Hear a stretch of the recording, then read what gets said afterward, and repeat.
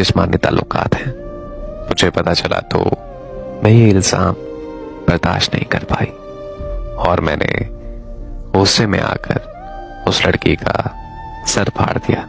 उस लड़की ने मेरे घर कॉल करके सब कुछ बता दिया। मेरे घर वालों ने मुझसे मेरा मोबाइल फोन छीन लिया और मुझसे पूछे बगैर मेरा रिश्ता तय कर दिया। साद को जब मेरे रिश्ते का पता चला तो उसने फौरन अपने घर वालों को मेरे घर रिश्ते के लिए भेज दिया, लेकिन मेरे घर वालों ने साफ साफ इनकार कर दिया। फिर मुझे जैसे ही मौका मिला तो मैं साद से मिलने चली गई। साद आशिकों की तरह मेरे कदमों में बैठ गया और रोते हुए मुझसे कहने लगा कि प्लीज मुझसे निकाह कर लो वरना मैं मर जाऊंगा। मुझसे साद की हालत देखी ना गई और मैंने उससे निकाह कर लिया।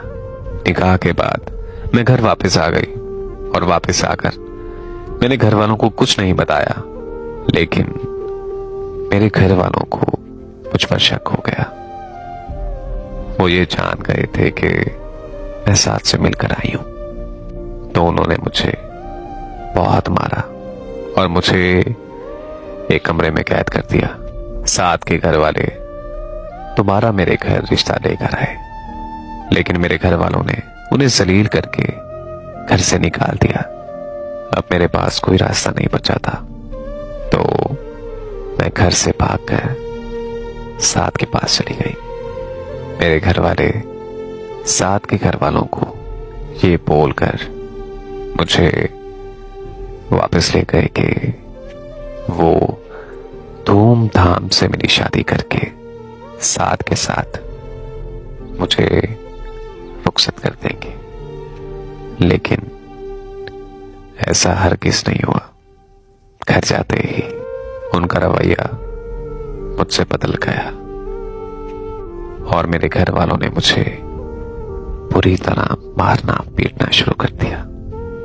जब मुझे कोई रास्ता नजर नहीं आया तो आखिरकार मैंने अपने हाथ की नस काट ली, लेकिन मेरी किस्मत अच्छी थी कि मैं उस वक्त बच गई।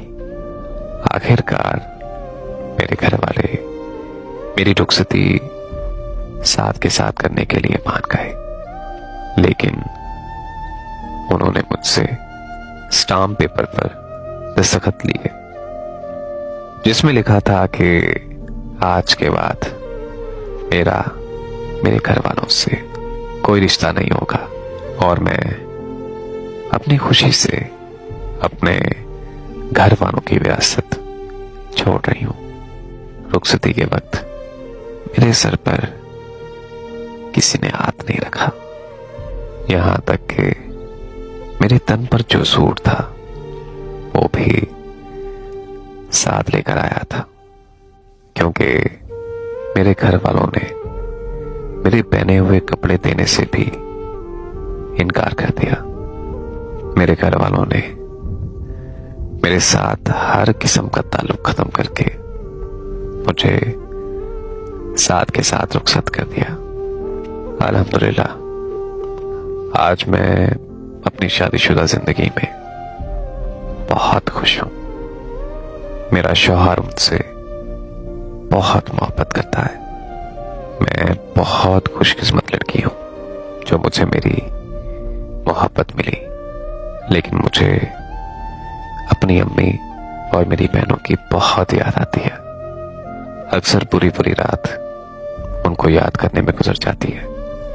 मैंने कुछ दिन पहले ही अपने अब्बू को कॉल करके माफी मांगी तो उन्होंने मुझे कहा कि तुम माफी के नहीं बल्कि मार डालने के लायक हो। बस मैं आप सबसे इतना पूछना चाहूंगी कि क्या पसंद की शादी करना इतना बड़ा गुनाह है? क्या मैंने पसंद की शादी करके कोई गुनाह कर दिया है?